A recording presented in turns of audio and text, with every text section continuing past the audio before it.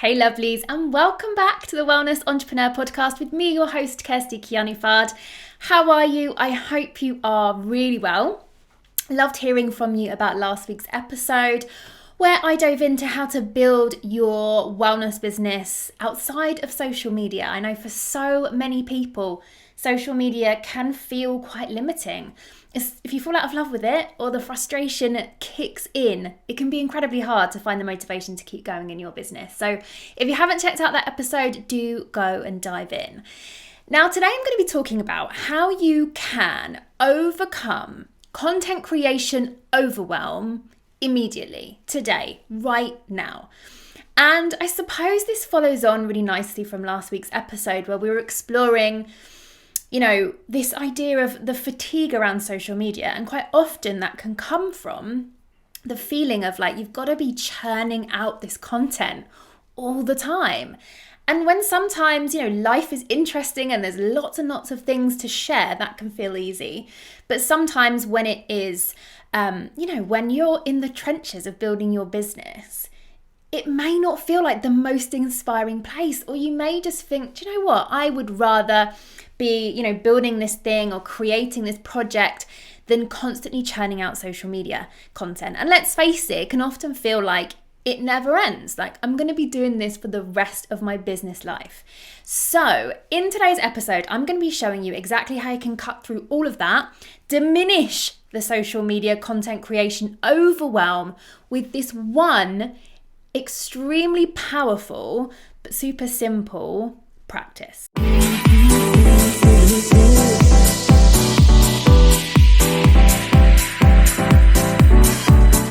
Now, before I do, we've had some amazing new podcast reviews, and I used to always read out our reviews, and then I stopped, not really sure why. And so I thought, I just appreciate these reviews of the podcast so much.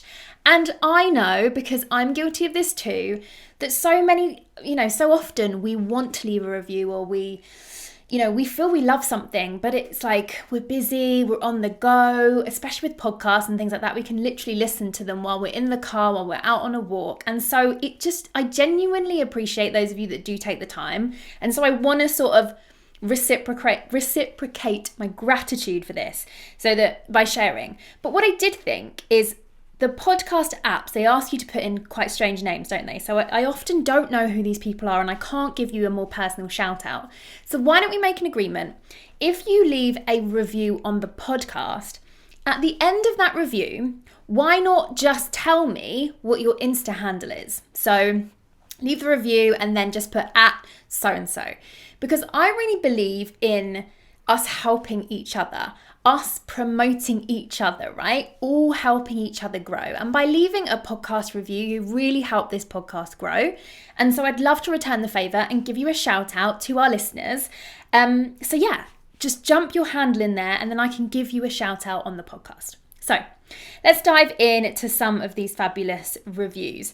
So the first one says, can't get enough of this pod. Absolutely love Kirsty's energy, insight and subject matters. I can't get enough. As a wellness entrepreneur, this podcast is invaluable. Thank you. And this is from SBW25. If you are on Insta, jump into my DMs. I'd love to know who you are. And then this one says, where has Kirsty been all my, I guess it's going to say life. It just says ... But let's go with life. The content in this podcast is absolute gold. I'm not much of a podcast listener, so anyone that inspires me to stop and listen, it says a lot. In fact, I binged the first 7 episodes in one go. My husband even asked who this woman is you keep listening to. What I love about Kirsty is she gets it. She's been there and she's done it. I certainly have. She gives you amazing insights and guidance and actionable steps you need as a wellness business owner for free. I contacted Kirsty to say I wish I'd found her sooner. Her response, it's all divine timing, and it really is. I remember that message. I have since joined the Wellness Entrepreneur Collective, and it's the best thing I have ever done. My energy has shifted, the support in there is phenomenal, and I just know things are really going to shift in my business now. Highly recommend. Well, thank you so much, and it's an absolute pleasure to have you inside the collective now. And remember, the collective doors will be reopening in January, so if you want to get on the wait list, I open the doors to waitlisters first. It's kirstykianifard.com/collective, and that link will be in the show notes. So massive thank you to everyone that's been leaving reviews recently. I'll read out some more, and as I said, do jump your handle on there, because then we can just grow this industry as a collective, which is what we want to do. So let's dive into today's episode. So this single piece of advice is going to obliterate content creation overwhelm, fatigue, frustration for good. And this one very simple piece of advice, suggestion, guidance, is to find your core content. Now, I spoke to this in last week's episode, but what is core content? And why am I so flipping passionate about it? Well, core content is the one piece of content that you create, ideally weekly, that speaks to the topic that you teach on, you support people with, you mentor, you coach on, whatever it is you do. One core piece of content that you produce every week without fail, or maybe every other week if that feels like a bit of a stretch, that your audience, new and existing, can listen to every single week. And this, my lovelies, I call your core content. And for me, it's your core content because it's the absolute epicenter of your business. Like, I think about how I operate on social media, how I create content there. And I asked myself as I was prepping for this episode, if I took away the podcast, if the podcast didn't exist, how would I feel moving around in the sort of social media space? And the feeling I got in my body was like, I'd feel a bit rogue.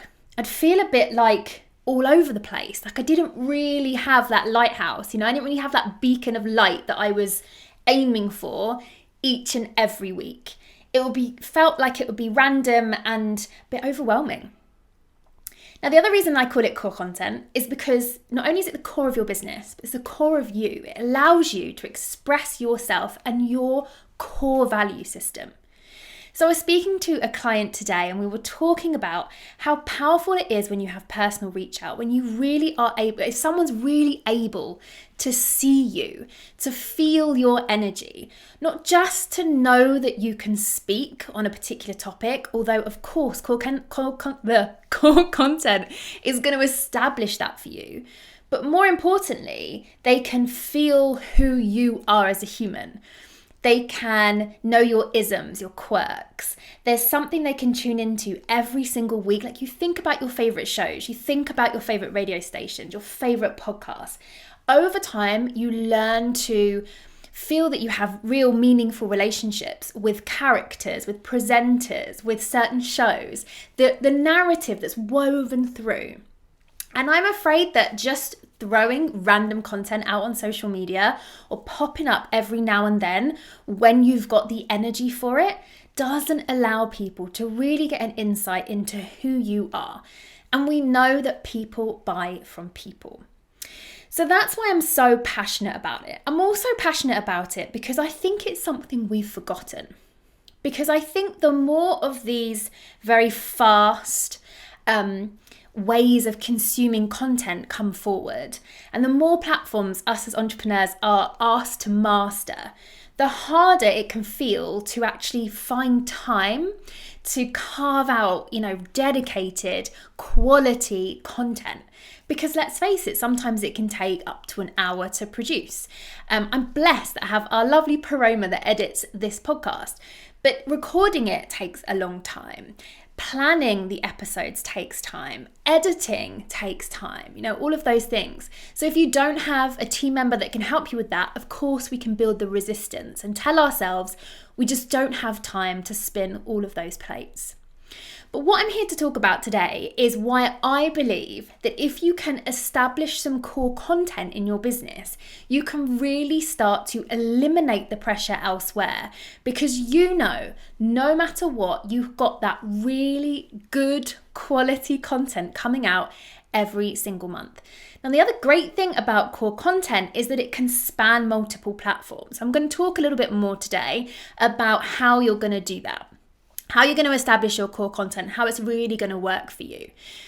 But you are likely listening to this on a podcast platform, but we also repurpose this onto YouTube. It also gets picked up by Google search engines. It will also be picked up on the YouTube search engines and on whatever, like Spotify or iTunes or wherever you choose to listen to podcasts. It just spans multiple platforms, and I then share it on social media. So although it can feel and is sometimes a bigger output than a quick social media post, the ripple effect of that and how you can repurpose it when done well actually saves you time. You no longer have the pressure of constantly churning out social media content, just grabbing at anything you can find. And you actually get to enjoy it. Like, I'm going to go out on a limb and say that you love what you do. Otherwise, why would you be doing it? I could literally talk about business until the cows come home. And if I couldn't, you wouldn't want me to be supporting you. So if I have to listen to more, entrepreneurial books or inspiring people or podcasts or YouTube videos that I love to get some inspiration for the podcast, how is that a bad thing? It enhances my life, and the ripple effect of that is that it helps my clients. So it's important because it helps your client journey. It allows people to get to know you. I talk about this client continuum inside my services, and that's basically a client journey where people move up and down that continuum. There's literally nothing that will move a client more quickly up a client continuum through a client journey than consistent content. They know you're reliable. They know that you know what you're doing. They get an opportunity to build a relationship with you without having to be in your presence. And they get to feel part of something. Like, I really hope, as a podcast listener, as a Wellness Entrepreneur podcast listener, that you feel part of the Wellness Entrepreneur podcast community.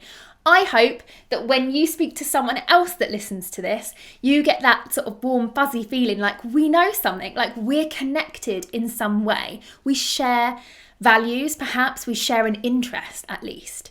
So they get to be part of your community. But here's the absolute best bit about core content. It's an asset. It's a business asset. Now, you don't need me to come on here and tell you, especially not if you're on my email list, because I got gazillion replies to that email that I sent out saying, when Instagram went down, saying, told you so, this is why an email list is important, this is why core content is important. And I'm sure you know, like I do, many people that have lost their social media accounts overnight. Some people with tens, hundreds of thousands of followers that they've built up over years, gone in an instant. Now, if you have no other way for people to connect with you, if you have nothing that you own, you can feel extremely vulnerable to algorithms and to potentially losing accounts altogether. Now, the other asset of something like a podcast or any other form of core content, and I'll get into the example shortly, is that it gives you something to offer potential collaborators. Now, I always say, leveraging someone else's audience, collaborating with somebody else that has a similar audience to you is one of the fastest ways to grow. And of course, having Instagram, Facebook, you can say, hey, let's do an Instagram live, let's do a Facebook live. And again, that's an interesting proposition for a lot of people, but everyone can do that. But what about if you said, hey, come and do a guest blog for me, come on my podcast? That is a huge asset to that other entrepreneur, to that other potential collaborator. Because as a result of being on your core content, they now have a piece of content that they can go and share across multiple platforms, not just restricted to social media. So again, building on last week's episode, you start to have a more holistic business, a more rounded business, a business that can offer people something. And the noisier things get, especially if you're newer in business, you can feel like, oh, what do I have to offer? But honestly, a brand new podcast to anyone in the field is exciting because they get to be on something that has only just started. So let's explore, how would you find the right piece of core content for you, or what is core content? So I consider core content, like I've explained, to be something that's regular, something that creates reliability. So that could be something that is a podcast, potentially a blog, maybe a YouTube channel and video that goes out every single week. But the key thing with core content is that it needs to be searchable. Now, the slight caveat to this, someone said to me recently, would you consider a regular Facebook Live or Instagram Live to be a core piece of content? I'm still undecided fully because of all the reasons I gave. If you did, say, a Facebook Live and then you repurposed it onto your blog, or then you repurposed it onto a podcast, I would feel a lot more comfortable because you've got ownership of that piece of content. If you lost your social media account, then you'd still have that really important piece of content. It would be much more searchable if it were on another platform. But having said that, videos in Facebook, not yet Instagram, but videos in Facebook are searchable on Google, and Instagram accounts are searchable on Google. So there is a grey area there, but my only thing to say here is if you are going to use that as your core content, you make sure it's religious. It's every single week because you've got a lot of noise to cut through, and you really want to make sure that you're starting to leverage as much as possible and do lots and lots of collaborations. Now, once you have started to figure out what you might want to do, the next thing to look into is your audience. So this is a big part of knowing who you serve. Think about or ask what they consume. So, are your audience big podcast listeners? Do they love to read? Would they prefer a blog? Do they like to watch? Do they like things visual? Would they prefer YouTube? Now, you might have a lot of these data points already, in which case dive into those, have a look. You're away. Put a little poll on your Insta stories.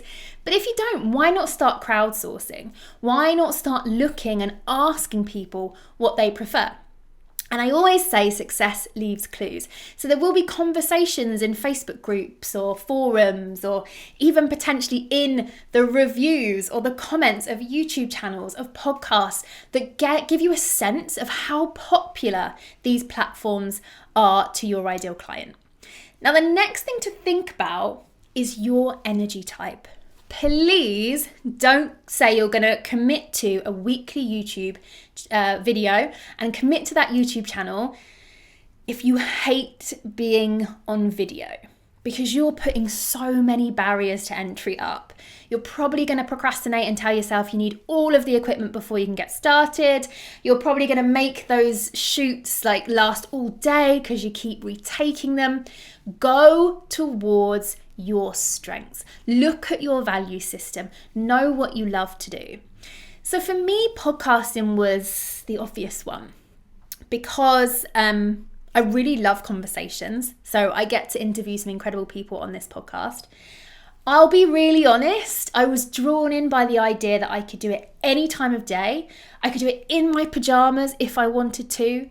Now we're repurposing these onto YouTube. That's slightly harder, but not impossible. I could well have pajama bottoms on right now. I don't, but I could.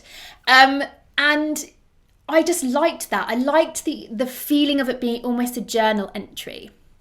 I personally really like long form content. So this is something else to look into in your audience. If I see a podcast is any less than 20 minutes, I genuinely don't want to listen to it. And I know that I'm a talker. I know how passionate I am about building wellness businesses. I know how much value I want to give.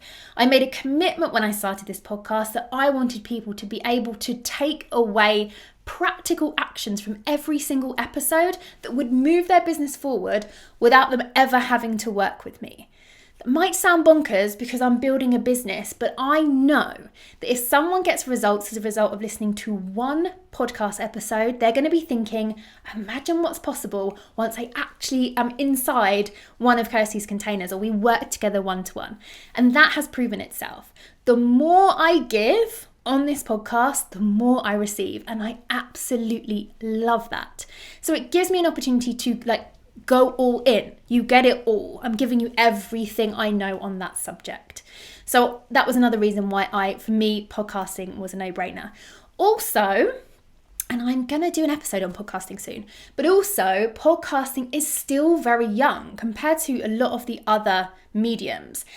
And the stats, they are out there. I should have them with me, but I don't. But the stats on, the amount of people that have podcasts versus the amount of people that have YouTube, or who have, and this is the creators, who have Instagram, Facebook, it's still minute. And particularly in the UK where I am, it's starting to exponentially grow. And you can see that because a lot of mainstream media is going on podcasts. Radio stations, comedians, actors, they're all creating podcasts because there's this really powerful opportunity right now. So it's important that you establish what your potential clients would like, what they enjoy listening to, and then you look at your own energy type, you think into how you operate, and you make sure you can commit to something long term. Now, the next trick, those of you that are freaking out at having to potentially create something maybe longhand every single week, is that you batch. The absolute secret weapon to core content on so many levels is batching. So you want to have an archive of episodes, blog posts, YouTube videos behind you. You want to set aside 1 or 2 days a month and you want to knock out as many as you can. Now, of course, the more comfortable you get with that medium, which takes a little bit of time, the more you'll be able to do in that short space of time.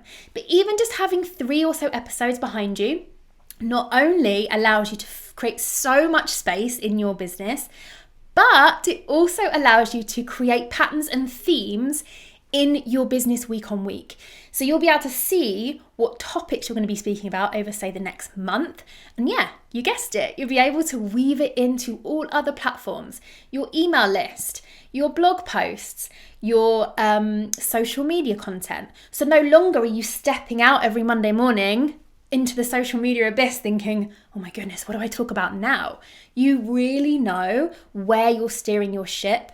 And not only does that help you to create content and feel secure and really intentional in your business, but it helps your listeners.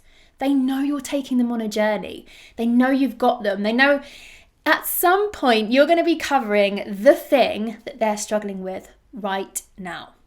So batching is an absolute game changer. Now, the next thing you need to be looking at is topics, things that you might want to cover. And I've written here as a little note to myself, move the needle. So the topics that you choose to cover on your podcast, your YouTube channel, your blog, need to be the exact thing that your client's struggling with. And for so many, this can feel like a really hard thing to do. But again, success leaves clues. There are so many places that you will find the topics for your next 10 episodes without having to really use any of your own brain power. So let me give you some examples. I speak to approximately maybe 20 or more wellness entrepreneurs every week. Every single conversation or every day, I have a page in my notebook where I have ideas. And every single problem that's presented to me, someone comes and says, this is really difficult for me right now. This is what I need help with. I'm so frustrated with this. I just don't know how to move forward from that. Every single one of those is a new topic for the podcast. So it all goes on one piece of paper throughout the day and then gets moved onto my project management software so that I've got a never-ending list that I'm collecting.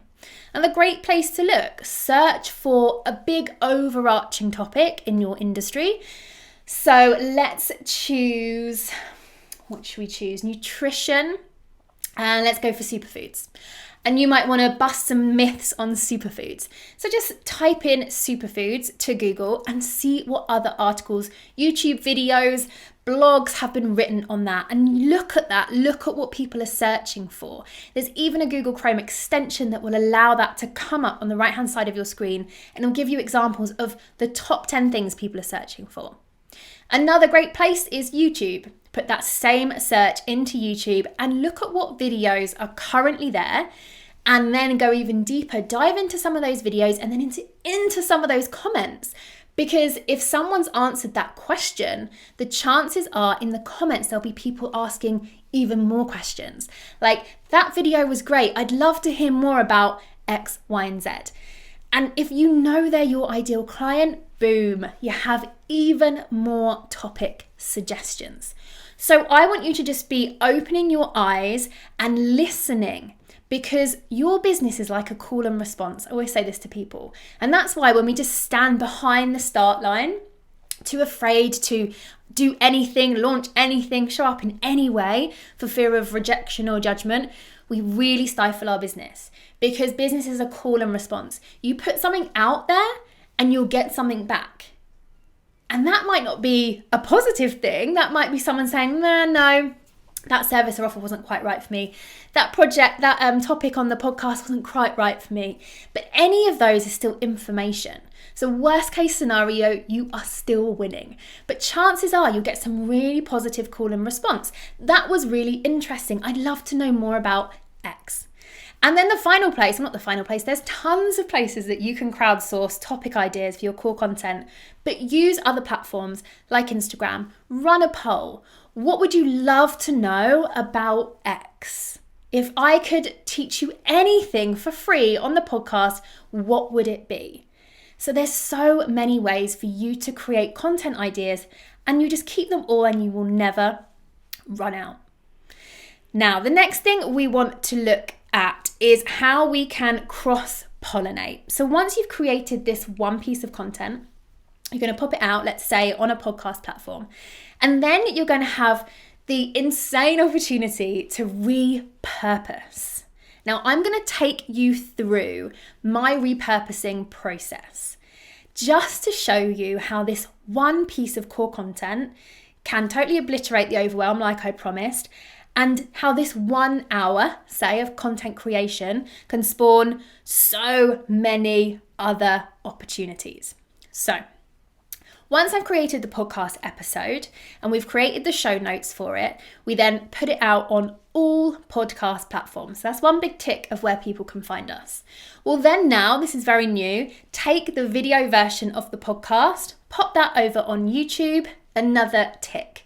We will then take some visual and audio assets from the podcast, just 1-minute clips, you may well have seen them, and we'll then place them over on Insta stories to let you know that the podcast is live that week. And that then goes over onto Facebook automatically. So another tick. We will then take that same 1-minute clip, or maybe a couple of extra clips, sometimes we have a few to select from. We'll then pop that over onto our main feed on social media. Another tick. Then those same show notes get taken and put into our weekly email. Now, usually with that, I will personalize that a little bit more. So I use that core content as a framework of what I'm going to be talking about that week. And I inject some personal stories, because that's really where I love to have conversations with my email list. So then we pop it in there, and another tick. Then we take those same show notes and then we take them over onto our blog. And on our blog, you'll be able to see the full show notes. You can also see the full video and the full audio. So another tick. Now, I wish I had counted how many places that was, but that feels like it was easily about 6, right? From one piece of content. Now, the magic is that we've placed it on those multiple places, and each one of those took a few minutes, if that. And again, that's something you could definitely outsource to a VA or someone that supports you. But the most exciting thing is that then once you've cross-pollinated everything on multiple platforms, and yes, you could add to that, you could make TikToks, you could do all sorts of things, then Google gets to work. So then Google will start to populate all of those videos, the articles, the podcast, because all of those things get picked up. And again, then you'll start to explode across multiple channels. So now do you see why I adore core content and why I think that it's a myth that it's this big chore and it's something that eats into your time, and why it can potentially be the most valuable thing you do for your business on so many levels. And we haven't even looked at what happens if you interview someone and they cross-pollinate. So you've done all of those things, but you may well have had a guest on that week and they've gone and they've shared it on their social stories. They've gone and shared it on their grid. They've popped it in their newsletter. Maybe they've put it on their podcast. We've had guests here that said, hey, can we have a copy of that episode? I'd love to repurpose it on my podcast. So then again, you get to just explode that reach, all from one simple piece of content. So I know some of you are going to be thinking, I get it. It sounds exciting, but Kirsty, I have just the biggest list of things to do right now.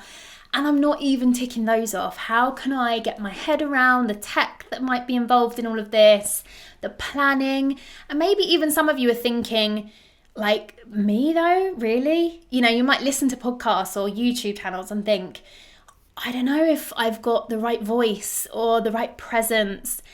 And to that, I really want to say none of us do at first, like absolutely none of us do. And again, that start line analogy, if you never start, you'll never give yourself that opportunity to get better. And the gorgeous thing about podcasts, if you do choose that as your core content platform, is that you get to handpick people that you want to come on and you get to genuinely have interesting conversations that you would choose to have outside of your work, outside of your business. And before long, you just fall into those conversations. They just become enjoyable. And over time, you can master your skills. Of course, you can take courses in it, but it really isn't as scary as you think.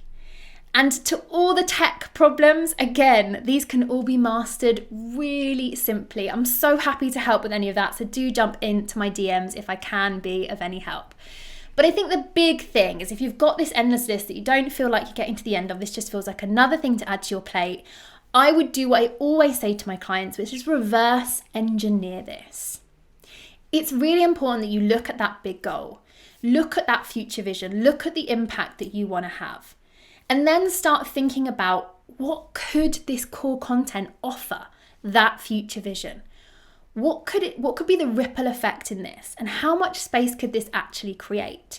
And maybe it's time to get really brutally honest and look at the other ways that you're spending your time and ask yourself, just like the note I made myself earlier, how much are these things really moving the needle? And what if I gave myself full permission to put all my energy into this core piece of content that I love, that becomes a pride and joy, that I'm excited to talk about, that I know if I signpost anyone there, they're going to walk away having got some real gold, because my intention is just to show up and serve. And just start to see where you could make some space for this. Because maybe it's about playing a bigger game. Maybe it's about not just doing what you think everyone else is doing.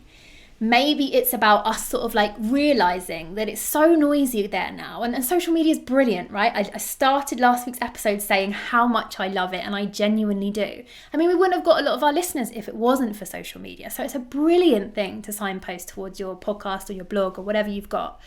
But the thing is, we do have to like watch the masses and do the opposite. And if less and less people are committing to this core content, I think we'll start to see those that really want to blaze a trail, that really want to do things differently, that really want to stand for what they believe in, committing to this longer form content.